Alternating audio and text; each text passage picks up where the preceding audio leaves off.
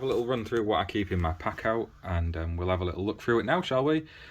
These are the two small trays I've got, and they've got kind of an assortment of stuff in. So we've got some DeWalt wall dog screws there, fire rated pan heads, and they'll go in plasterboard, pretty much anything. We've got some red plugs and some of these nailed plugs, so if you can't get a fixing in a masonry line with your nails, you can get a drilled fixing and then pop those in and get clips in. There's some fire P-clips in there. We've got some boots for cat cabling, cable tie holders, TV testing point, grommets. These are the Hager boards, we have plenty of those. Bit of odds and sods in there really. I know where it all is, and that's one of those things you get used to what you need, and rather having a specific tub for a certain task, I ended up with them all kind of mixed up together, which might not make logical sense to some people, but it works for me. This one's well organised, so this is the clips, and we've got the fire ones in there from Schneider, and just general twin and earth clips in there, and some PVC clips as well. That's just a domestic fixing box. This one again, bit of everything. So these are the wider, deeper trays. They're not the narrow, thin set ones that you can get. And I've got my Klein data testing point in there, some more TV and coax stripping and testing cables, some big ass fuses and fuse wire, and the leak repair stuff, just in case you're to hit anything and need to get a patch repair on while you go turn the stopcock off. And yeah, some of these metal self-cutting screws for fixing into aluminium and steel, and yeah, a bit of solder.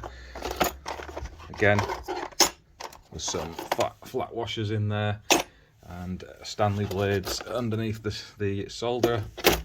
So a little bit of everything. Cable tie fixings, these F-type connectors and cat connectors, and all of these live together in a stack, so they're all as one. I could organise between these and this a little bit better, but you know, it works for me. It's always on hand, and they usually open out on a job site, so that's what I have in those. I've emptied this out before on an earlier video. This is basically hand tools. I've just realised that's in the wrong tub actually, so we'll swing that over to there. But there's the hand tools here that we've got locked away in the pack out, and some of the heavier ones at this side, boot covers, goggles. This is that digital level that I've shown before. Bits and pieces in there that you're going to need out on site, and it's needing a bit of a tidy up actually.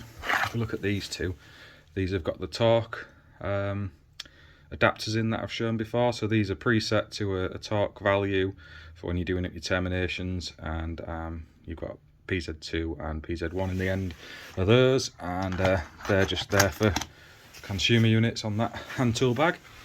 This is my power tool tub, and depending what I'm doing each day, I'll fill it with the tools I need. So I've got a circ saw in there and the rip saw today, some impact drivers and the SDS. Loads of boxes of different bits and pieces for drilling into steel, wood, masonry, end bits for impact drivers. Oh, there's also this little device in here which you can use to keep your batteries and your phone topped up off a Bosch 18-volt battery, but obviously now I have the power bank over there. That's retired. This tub is again a bit of odds and sods. We've got the first aid kit in there, the lockout kit. It's kind of safety in mind, but it is a bit of a mixture. And again, we've got the wood bits, masonry bits. This is really nice from Milwaukee. If you've not used these before, these cut through timber like butter. They're amazing. And fresh blade's just gone in that one today. The Armeg magnetic bits, got a few of those knocking around the place. The Wearer maintenance set. I think I've shown this on other videos before. It's well used. You'll see all my gear is used. It's not just kept shiny and new. Although this super rod kit is always bagged back up because it ends up all over the van if not. So I always spool it back together and stick it in the bag. Got the Unilight torches in the bottom there. The ferrule kit, which is the Weir one as I've shown before. The wander lead, I have a wander lead in this bag and also in my testing bag, and the reason for that is you never know when you might need to have a wander and set things out. So there's a couple of those knocking around my different pack out kits. This one kind of has been set out to make a bit of sense. So I've got the heat gun and the soldering iron, I've got tapes and heat shrink, also got kind of associated heat and fire. So we've got the fire trunking clips, that are there, and I've got some end lugs, some terminal strip. That never gets used out on site, it's just for testing purposes. It's in there. Some more ferrules and DIN rail connectors and stuff like that. We've got more fire screws at this side, so fire rated screws and P-clips, and some Wagers, whatever we're calling them, underneath. So this is one of those things where you can organise your packouts in whatever way you like. Mine's a little bit chaotic, but it makes sense to me. I know where everything is, and like I said, usually when I'm out on a job site, find a room somewhere, bool everything in on the trolley as one, it all comes in together, and then set it out ready for the day's work. End of the day, pack it up and off you go. Don't leave anything in the van, so these get booled out into storage as well. This is the storage tub. This tends to have materials for the day chucked in and stuff that is going to rattle around and maybe damage other bits and pieces. So I've got a little filling trowel there and some chisels, spanners, breaker bars and hammers and whatnot.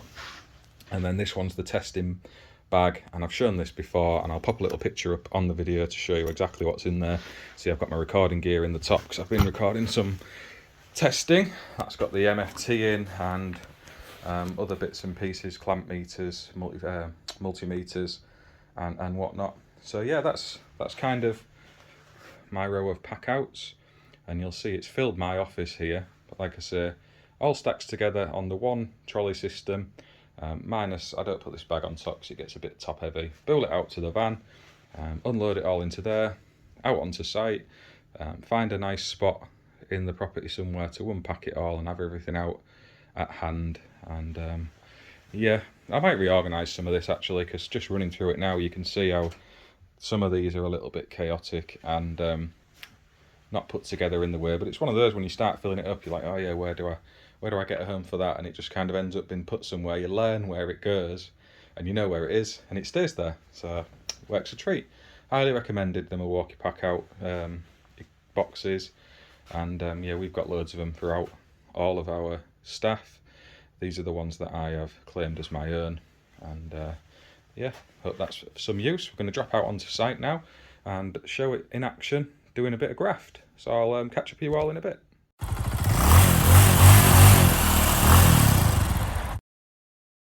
Right, so this is the board we've got to swap out today. We've got this old mem board, and you'll see somebody's wedged in a chint breaker there, which is covering the garage. This is a customer request. They want the board changing. They're having a car charging point installing soon. They've had episodes of the RCD tripping due to faulty appliances they've had plugged in, and losing power to everything else while they figure out what's going on has been a nuisance. So they just want to do away with that, go to some RCBOs, also gets the lighting circuits onto an RCD protected circuit as well. So it makes good sense, and it's nice to see that customers are thinking proactively about the future. And when they come to have the car charger installed, they'll have a nice shiny new metal consumer unit mounted in this kitchen cupboard to work out from.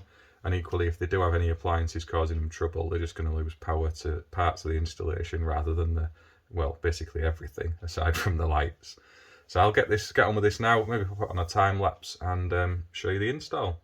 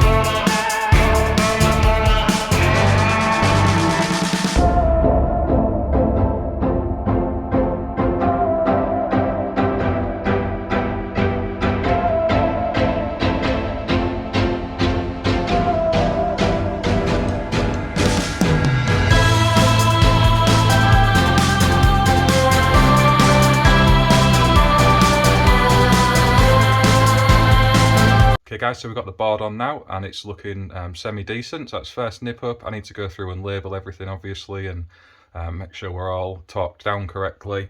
I did go through with the weir torque adapter here. So they've had a first nip up, but obviously we need to set them appropriately based on the terminal bar and RCBOs. So I'm going to do that, run through the testing of course. Safe isolation's already been done outside. We've got a main isolator switch in the meter box. And yeah, I'm just going to press on. Obviously there'll be fire seal going in the back, so again we're straight into the cavity here. I don't think it's actually necessary per se for the regs because we're onto a masonry cavity. There's no timber and the cables don't actually pass through it other than the supply tails. All the others run up the wall in capping. But still, it's as well to do it, I think, even if it does make a bit of a mess with the old mastic. Someone had commented about it causing damage to the PVC insulation on cables. If you select the right product, it doesn't. You just need to be very careful that you're using the right thing because some foams and seals do contain chemicals that can cause damage to certain other materials or have reactions with them. So it's well worth checking you are using the appropriate product. Obviously, I've already done that in my installs. We've been using it for quite some time. And yeah, SPD gone in this one. It didn't come pre-mounted, so I've had to wiggle it in there and connect it all up. And that's about it really. So I'm going to jump back onto the video in a short while and we'll have a little chat about some other things. Catch up with you in a bit.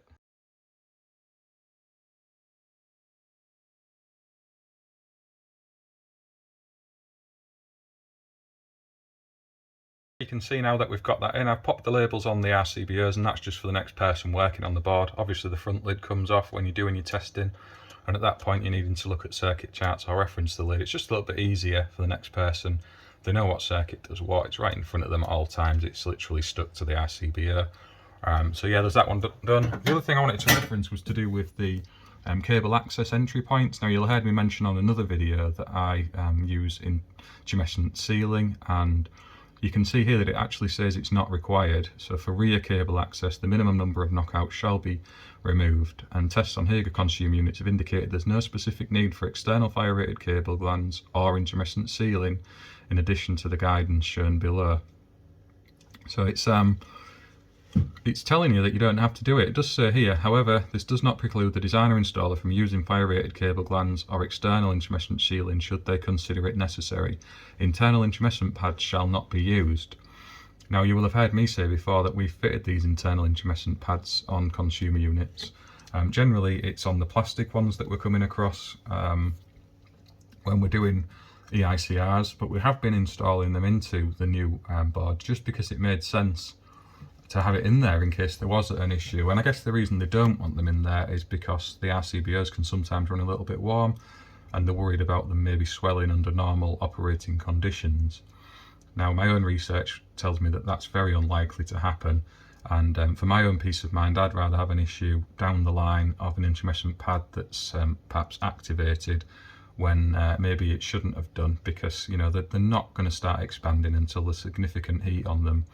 And I don't see the harm of them being in there, certainly if it prevents a full-on burnout of a board. I mean, I know we're saying these are metal enclosures and they can contain the fire, but surely some form of cutting off of material and fuel for the fire to spread and damage more of the components within inside the consumer unit is better than not. That's just my internal logic speaking there. If anyone thinks that we should just follow these instructions religiously and not do it because we know manufacturers' instructions trump most other things, I'd be interested in your opinions. I've not put a pad in this board. I have sealed up the rear hole with some intumescent fire seal, as I already said earlier in the video, but it's just an interesting point of note. I always say I don't know everything. It's just how I work and what I do. I'm happy to show that to other people. So it's not a case of me being a know-it-all smart ass saying this is what you should all be doing. It's just what I do. If you think I'm doing it wrong or I should consider different working methods, drop them in the comments. I'm looking to improve myself as well through the course of these videos. But if people have been helpful and kind and respectful, I've no problem with that. People leaving nasty comments telling people to go and kill themselves and such, yeah, just don't bother, because that's the kind of advice I don't need. But yeah, anyway, let's carry on with the rest of this video.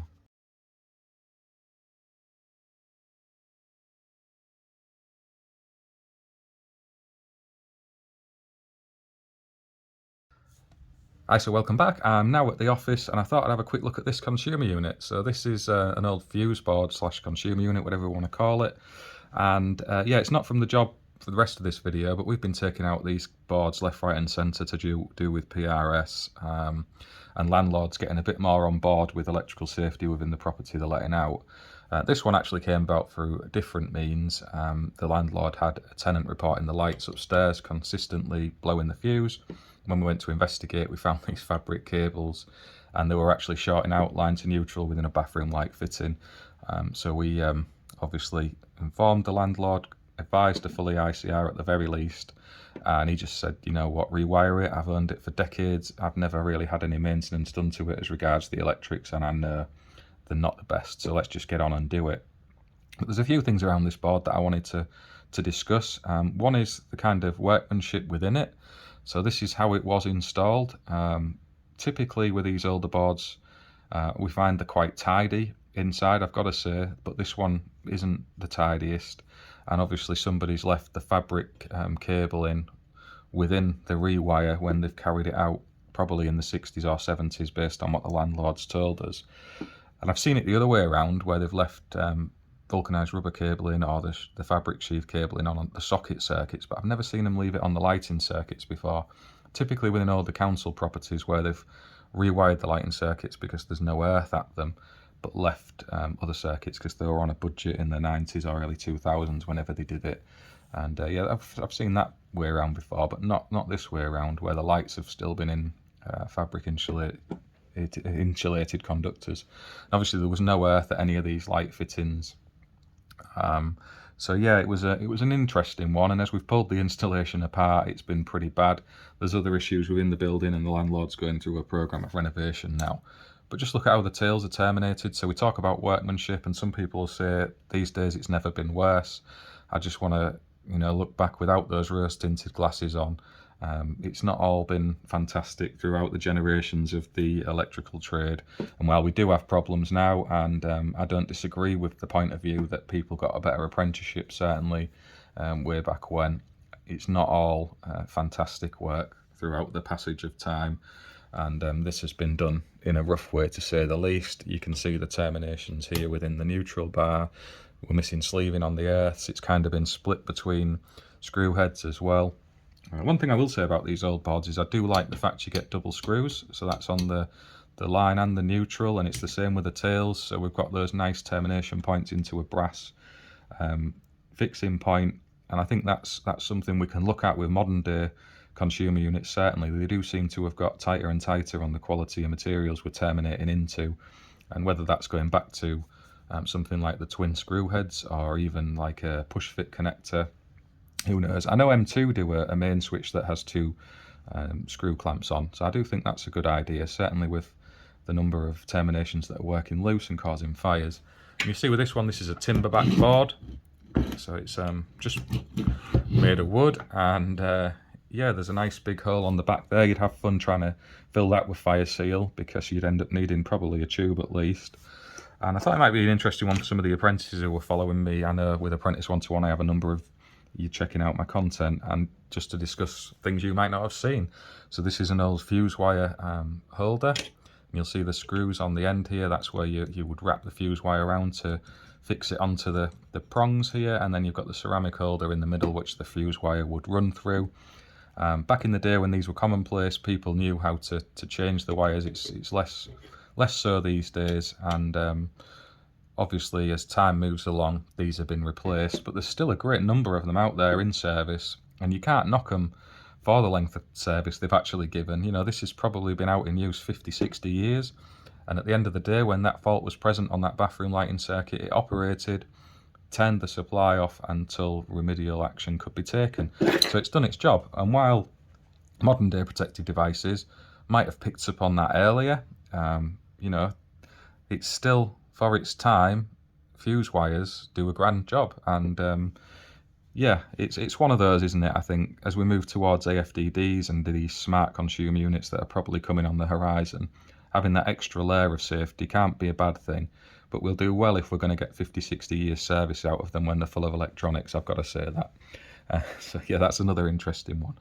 But you'll see here that you have the covers on these terminal points, and they push into make contact to then pass electricity through the fuse wire and break in the event of a fault. And when you were changing fuse wire, so they have these lids that go on, and I'll pop this together on the board so you'll see. And this lid served a couple of purposes. One, some people aren't aware of, and obviously when the fuse wire trips, it does so at quite a high temperature, and the worry was that kind of the molten metal from that could fall onto something, typically under somebody's stairs, and cause a fire. So they have these lids that must be in place, and that's to catch that, so it stays within this Bakelite lid. And the other is, obviously, once it's all together, there is IP issues around accessing live parts if a fuse holder's removed, for example. And if you were ever doing any maintenance on these and changing a fuse wire, you would always have to turn the main switch off. So you turn the whole installation off, open circuit, and then you could remove this lid and safely remove the fuse carrier and change the fuse wire. Because obviously if this is still energized and you're pulling these out, these prongs are quite long, and you know, you could, in theory, get a finger in the wrong place and receive a bit of a belt. So, you know, that's one of the things that were heavily mentioned on the instructions, and whether people actually ever did that or not is up for debate. And so, yeah, just thought we'd have a little look at that one, a little bit of a chat through it, and I hope you found that semi-useful. And like I said, I'll get a few of these old distribution boards and consumer units on my test board, and we can kind of have a look how things have evolved over the years. I think it might be quite interesting. So I'll pick up with you in a short while on the rest of this video. Right, so before I leave this video, I just wanted to show you the Milwaukee M12 DAB Bluetooth radio. I've had to get this one because Matthew's nicked my DeWalt Tough system. He's claimed it for himself, and I was sick of having to wear headphones or permanently be using the Unilight torch. I mean, it's great for when you're in the understairs cupboard somewhere and you just want something a bit quiet, but when you're out on a building site, you need something with a bit more perk when you're away from the speaker. So I've gone for this one. It's pretty decent. You've got the Bluetooth, DAB, AM and FM. You can set presets. The volume goes pretty high. It'll charge the battery up as well while it's plugged in. And this came with a free 4 amp, or supposed free 4 amp hour battery from CEF. So I got it in the sale that they do. So yeah, they're just the job. But they pop out every so often. I thought I'd quickly show you that one. I'll probably do another review on it when it's out on site and show you it in action. But for the time being, just thought I'd mention it. And yeah, Matthew, you owe me some money to pay for this because I'm not happy that you've nicked my radio, mate. Catch you all on the next one. I hope you enjoyed watching this. Please like and subscribe to the channel. And yeah, appreciate all the support as always.